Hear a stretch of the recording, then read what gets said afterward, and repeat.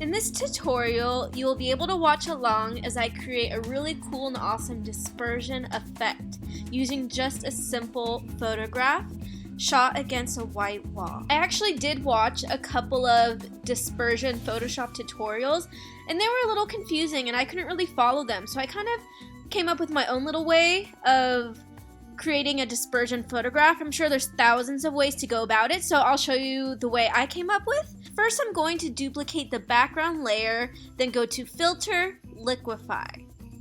And with the Liquify tool, you can stretch things out and distort the way things look. So since we have our background copy layer, none of this will show through unless we have this layer clicked on.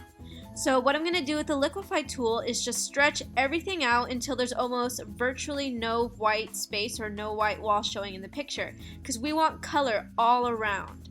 So I'm just gonna, I know it's looking really crazy, but yeah, so we're just gonna keep using the Liquify tool and just cover up the entire frame. And once we've done that, we're going to click OK. And I'm going to click the background copy layer on and off so you can see the difference. And then I'm going to create a layer mask on the background copy layer so that I can erase away from all the changes we just made with a black paintbrush. Next, I'm going to add another background copy layer where I'm going to select my spot healing tool and I'm going to completely remove my subject from the wall so that only white wall shows through. And you'll understand why in a bit, because I'm going to select my paintbrush tool like I'm doing right now, except it doesn't look like a circular paintbrush. It looks like these little particle star things.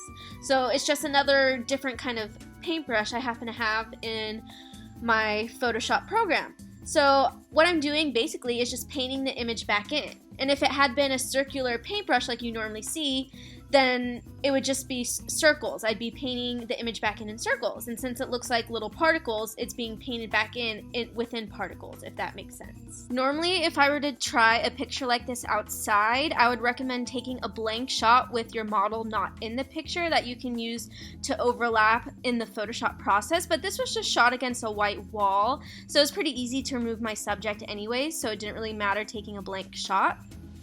And I'm just going to change the size of my particle brush. So right now I'm using really small particles within the large gaps of particles. So it just looks like little pieces are sort of breaking off of him and floating away into the distance.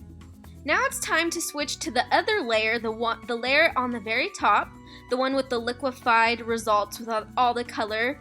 And since we had initially erased all the liquefied results, I'm painting back in the liquefied effect.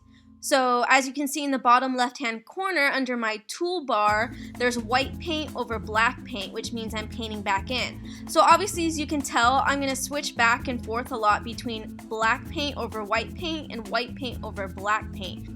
I also do want to say I'm so grateful to everyone, the small amount of people in this big world that watch my tutorials. I just reached 2,000 subscribers on my channel, and that's a big deal for me, so thank you guys from the bottom of my heart, the few people that watch these videos of mine.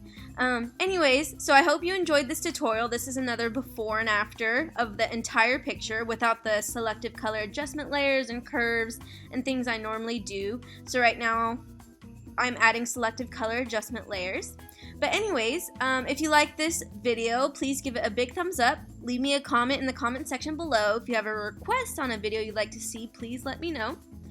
The subject in the photograph is my boss, Brad Zangwill, who does amazing photography, wedding photography, corporate photography, and he's also a really talented musician. I've heard a lot of his music. He's really good, and I'm not just saying that. He actually is really good. So it was really fun to create this picture for him today, and I'll see you guys for the next tutorial.